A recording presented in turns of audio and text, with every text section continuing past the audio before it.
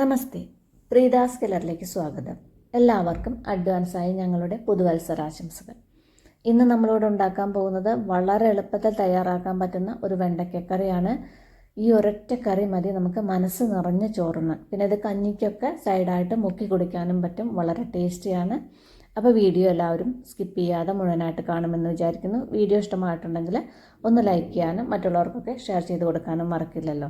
Subscribe ചെയ്യാത്തവർ ഒന്ന് subscribe ചെയ്യാനും മറക്കല്ലേ. എന്നാൽ നമുക്ക് ഈ വെണ്ടയ്ക്കക്കറി എങ്ങനെയാണ് ഉണ്ടാക്കുന്നത് എന്ന് നോക്കാം.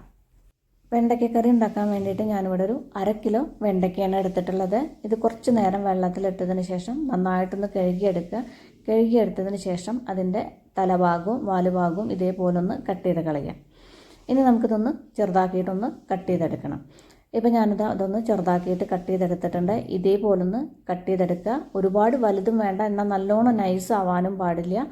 ഇതുപോലെ ഇത് ഇത്രയ്ക്ക് കനത്തിലൊന്ന് കട്ട് ചെയ്തെടുത്താൽ മതി. പിന്നെ ഇതിലേക്ക് വേണ്ടിയിട്ട് കുറച്ച് ചെറിയ ഉള്ളി തൊലിയൊക്കെ കളഞ്ഞ് കഴുകിയെടുത്തിട്ടുണ്ട്. കുറച്ചധികം ചെറിയ ഉള്ളി എടുത്തിട്ടുണ്ട്. ചെറിയ ഉള്ളി ആകുമ്പോഴാണ് നമ്മുടെ കറിക്ക് കൂടുതൽ ടേസ്റ്റ് ഉണ്ടാവുക. ഇനിയിപ്പോൾ നിങ്ങളുടെ കയ്യിൽ ഇത്രയ്ക്ക് അങ്ങോട്ട് ചെറിയ ഉള്ളി ഇല്ലെങ്കിൽ കുറച്ച് ചെറിയ ഉള്ളി, ചെറിയൊരു കഷ്ണം സവാളയും ചേർത്തോളൂ. അപ്പോഴും നമ്മുടെ കറിക്ക് നല്ല ടേസ്റ്റാണ്. ഇനി നമുക്കിതിലേക്കുള്ള അരപ്പ് റെഡിയാക്കാം. അതിന് വേണ്ടിയിട്ട് മിക്സിയുടെ ഒരു ചെറിയ ജാർ എടുത്തിട്ട് അതിലേക്ക് നമ്മൾ ഈ ഇതിലിരിക്കുന്ന ചെറിയ ഉള്ളിയൊക്കെ ഉണ്ടല്ലോ, അതൊന്ന് ആദ്യം നമ്മൾ ഈ മിക്സിയുടെ ജാറിലേക്ക് ഇട്ട് കൊടുക്കാം. പിന്നെ വലിയ ചെറിയ ഉള്ളിയൊക്കെ ഉണ്ടല്ലോ, അതൊന്ന് രണ്ടാക്കിയിട്ടൊന്ന് കട്ട് ചെയ്ത് ഇട്ട് കൊടുക്കുക. ഇതുപോലെ ഒന്ന് നടുപിളർന്നിട്ട് ഇട്ട് കൊടുത്താൽ മതി. അതേപോലെ അങ്ങോട്ട് ഇട്ട് കൊടുത്തു കഴിഞ്ഞാൽ അത് അരച്ചെടുക്കുമ്പോൾ അരപ്പ് ഒരേപോലെ ആവില്ല. അത് കാരണമാണ് ഇതുപോലെ ഒന്ന് കട്ട് ചെയ്യാൻ പറഞ്ഞത്. ഇനി ഇതിലേക്കൊരു 1 ടീസ്പൂൺ എരിവുള്ള മുളക് പൊടിയും 1.5 ടീസ്പൂൺ കാശ്മീരി ചില്ലി പൗഡറും ഇട്ട് കൊടുക്കുക. എരിവൊക്കെ നിങ്ങളുടെ ഇഷ്ടത്തിനനുസരിച്ചിട്ട് കൂട്ടുകയോ കുറയ്ക്കുകയോ ചെയ്തോളൂ. പിന്നെ ഇതിലേക്ക് കുറച്ച് വെള്ളം ഒഴിച്ചെടുക്കുക. ഒരുപാട് വെള്ളം വേണ്ട. ഇതുപോലെ കുറച്ച് വെള്ളം ഒഴിച്ചിട്ട് ഒന്ന് ക്രഷ് ചെയ്തെടുക്കുക. ഒരുപാട് അരയരുത്. ആ പൾസിലിട്ടിട്ട് ഇതേപോലെ ഒന്ന് ചതച്ചെടുത്താൽ മതി.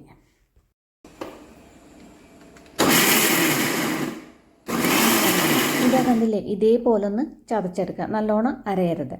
ഇനി നമുക്ക് നമ്മുടെ കറി റെഡിയാക്കാം. അതിന് വേണ്ടിയിട്ട് ഞാനിവിടെ ഒരു പാൻ വെച്ചിട്ടുണ്ട്. അതിലേക്ക് കുറച്ച് വെളിച്ചെണ്ണ ഒഴിച്ചു കൊടുക്കുക. വെളിച്ചെണ്ണ തന്നെ വേണം. ഇനി ഇതിലേക്ക് നമ്മളിപ്പോൾ ഈ അരിഞ്ഞു വെച്ച വെണ്ടയ്ക്ക ഉണ്ടല്ലോ, ആ വെണ്ടയ്ക്ക ഇതിലേക്ക് ഇട്ട് കൊടുക്കുക. വെണ്ടയ്ക്ക ഇട്ടതിന് ശേഷം ഇതൊന്ന് നന്നായിട്ടൊന്ന് വഴറ്റിയെടുക്കണം. അപ്പോൾ സ്റ്റൗവിൻ്റെ ഫ്ലെയിമൊക്കെ ഒന്ന് ഹൈ ഫ്ലെയിമിൽ വെച്ചിട്ട് വഴറ്റിക്കോളൂ. വെണ്ടയ്ക്കയിലെ ആ വഴുവഴുപ്പൊക്കെ ഒന്ന് പോകണം. വഴുവഴുപ്പ് പോയില്ലെങ്കിൽ നമ്മുടെ കറി ആകെ കുഴഞ്ഞും കൊണ്ടുണ്ടാവും. അപ്പോൾ കഴിക്കാൻ ടേസ്റ്റ് ഉണ്ടാവില്ല. അത് കാരണമാണ് നല്ലോണം നൈസാവരുത്. നല്ലോണം നൈസായിട്ടാണ് അരിഞ്ഞിട്ടുള്ളത് വെച്ചാൽ വഴുവഴുപ്പ് ഈ വഴറ്റി കഴിഞ്ഞാലും പെട്ടെന്ന് വഴുവഴുപ്പൊന്നും പോവില്ല. അതുകൊണ്ടാണ് ഇതുപോലെ കനത്തിൽ അരിയാൻ പറഞ്ഞത്. ഇപ്പോൾ വെണ്ടയ്ക്കൊക്കെ ആവശ്യത്തിന് വഴന്ന് വന്നിട്ടുണ്ട്. എൻ്റെ വെണ്ടയ്ക്കയുടെ വഴുവഴുപ്പൊക്കെ ഒരുവിധം റെഡി ആയിട്ടുണ്ട്. ഇനി ഇതിലേക്ക് നമ്മൾ ഈ അരച്ച് വെച്ച ഉള്ളിമുളക് ഉണ്ടല്ലോ, ഈ ഉള്ളിമുളകും ഇതിലേക്ക് ഇട്ട് കൊടുക്കുക. ഉള്ളിമുളക് ഇട്ടതിന് ശേഷം വീണ്ടും ഒന്നുകൂടി ഒന്ന് വഴറ്റിയെടുക്കുക. ഒരുപാട് നേരമൊന്നും വഴറ്റണ്ട. ആ ഉള്ളിമുളകൊക്കെ ആ വെണ്ടയ്ക്കയിൽ നന്നായിട്ട് പൊതിയും വേണം. പിന്നെ ചെറിയൊരു ആ ഉള്ളിയുടെയൊക്കെ ആ ചെറിയൊരു പച്ചക്കുത്തുണ്ടാവുമല്ലോ, ആ ചെറിയൊരു പച്ചമണം മാറുന്നത് വരെ, ഒരുപാട് നേരം വഴറ്റണ്ട. ചെറിയൊരു പച്ചമണം മാറുന്നത് വരെ ഒന്ന് വഴറ്റിയെടുക്കുക. ഇപ്പം നമ്മുടെ ഉള്ളിമുളകൊക്കെ ആവശ്യത്തിന് വഴന്ന് വന്നിട്ടുണ്ട്. ഇത്രയ്ക്കായാൽ മതി. ഇനി ഇതിലേക്ക് കുറച്ച് വെള്ളം ഒഴിച്ച് കൊടുക്കാം. അത് ആ മിക്സിയുടെ ജാറിൽ കുറച്ച് മസാല ഇരിപ്പുണ്ട്. ഞാനിതിലേക്ക് കുറച്ച് വെള്ളം ഒഴിച്ചിട്ടുണ്ട്. ആ വെള്ളം ഇതിലേക്ക് ഒഴിച്ച് കൊടുക്കുക. ഈ വെള്ളം നമുക്ക് തികയില്ല, കുറച്ച് കൂടി ഇതിലേക്ക് വെള്ളം ഒഴിച്ച് കൊടുക്കുക. വെള്ളം ഒഴിച്ചതിന് ശേഷം ഒന്ന് മിക്സ് ചെയ്യുക. പിന്നെ ഗ്രേവിയുടെ തിക്നെസ് നോക്കിയിട്ട് നിങ്ങൾ ആവശ്യത്തിന് വെള്ളം ഒഴിച്ച് കൊടുത്തോളൂ.